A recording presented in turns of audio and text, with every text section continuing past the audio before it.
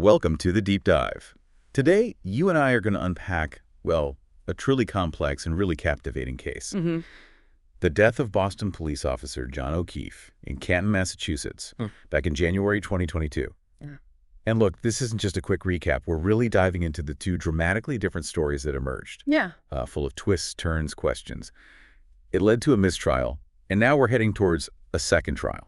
It's quite something. It really makes you wonder how the same set of initial facts can, branch off into such opposing views. Exactly. It's a stark reminder, isn't it, how interpretations can just diverge so easily, even when you think there's a lot of information. Absolutely. And piecing together something definitive becomes incredibly challenging when those interpretations clash so fundamentally. Okay, so let's set the scene.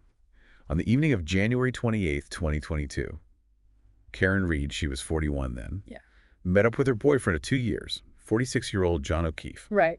Their meeting point was a bar, C.F. McCarthy's, in Canton. We know this because there's surveillance footage. Shows them there around, 8:51 p.m.? Yeah, just before 9, and they stayed for about 2 hours having drinks. Seems pretty clear-cut, that part. And then they decided to move on. Another nearby bar, the Waterfall. Establishing this initial timeline is pretty crucial for understanding what happens later. Like you said, a couple of hours socializing at the first bar. That's something everyone seems to agree on, thanks to that video evidence. Totally. So at the Waterfall, they join a larger group. Some are John's friends, some Karen knew too. Okay. And interestingly, several people in this group, including John O'Keefe himself, were in law enforcement.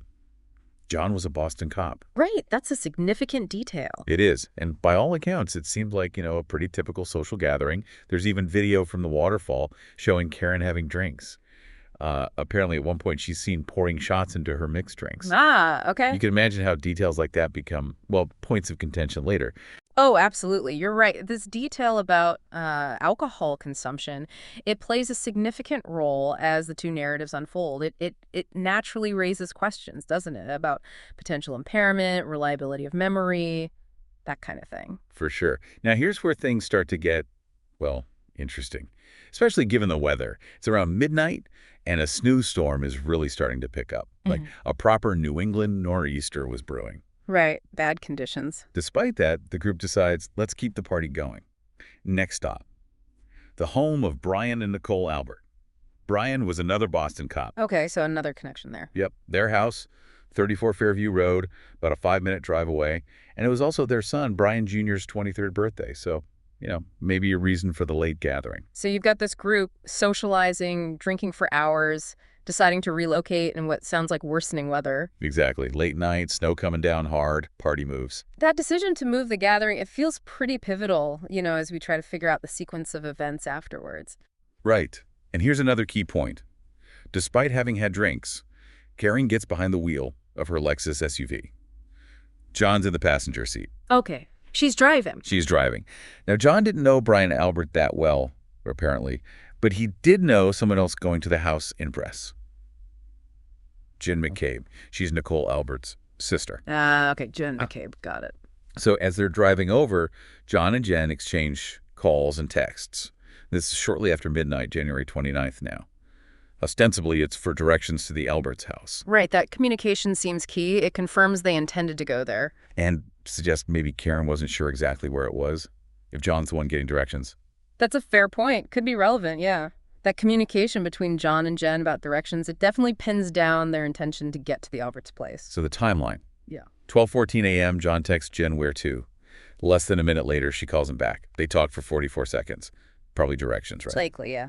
Then 4 minutes later, 12:10 a.m., John calls Jen again. This time for 36 seconds. Maybe clarifying as they got closer. Possibly. Or maybe missed a turn. Who knows?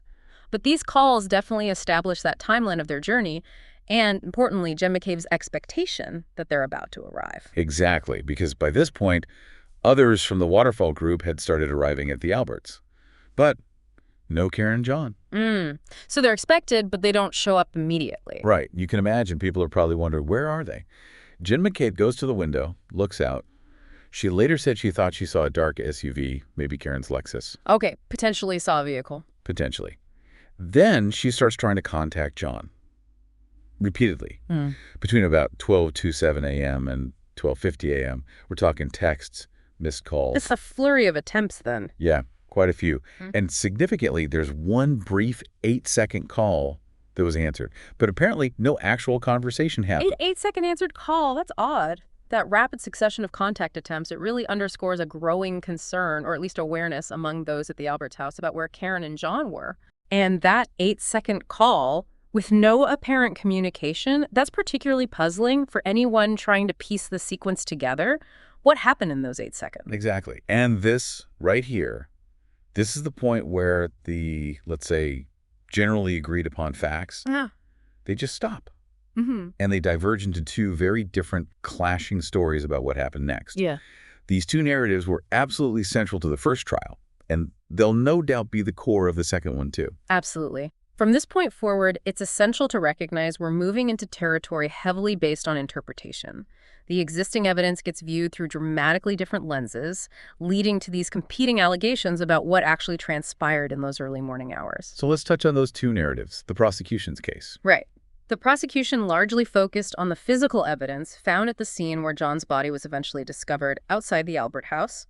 A key piece for them, as you might imagine, was the presence of broken pieces of plastic consistent with Karen's taillight near his body. Suggesting she hit him with her car. That's their argument, yes. A direct link between her vehicle and his injuries. They also presented testimony about alleged statements Karen made later that morning, which they interpreted as admissions of guilt. Okay, so that's one side. Vehicle strike, possibly unintentional homicide, or maybe worse, based on those alleged statements. That's the core of their narrative, yes. But then the defense, completely different picture. Completely different. They allege a pretty complex cover-up. Their theory is that something happened to John inside the Alberts home. An assault inside the house. That's what they claim, an altercation or assault inside, and then, according to them, his body was moved outside later to stage the scene as if he'd been hit by a car. Wow. Okay, that's a huge allegation. What do they base that on? Their case really hinges on highlighting what they argue are major inconsistencies.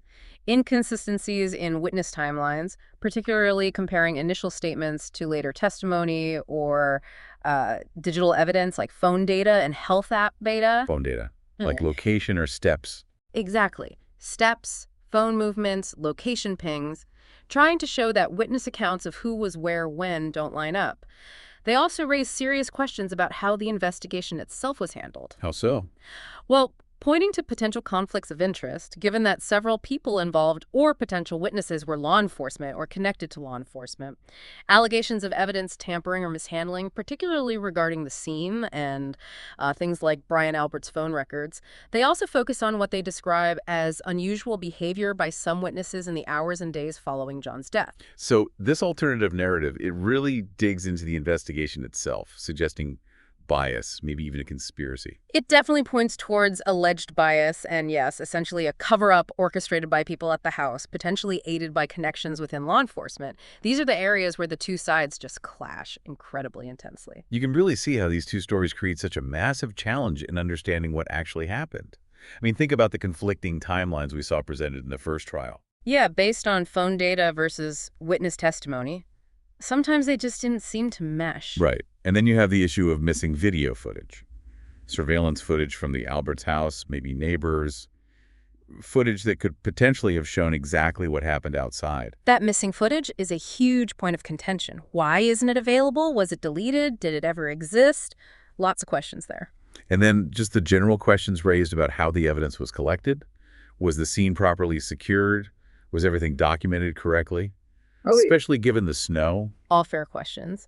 It really underscores how difficult it can be to reach a definitive conclusion when you have so many uncertainties, so many competing interpretations swirling around. The fact that the first trial ended in a mistrial, it speaks volumes, doesn't it? It absolutely does. It highlights just how deep the divisions are in understanding these events, even after the jury heard all the evidence and testimony presented.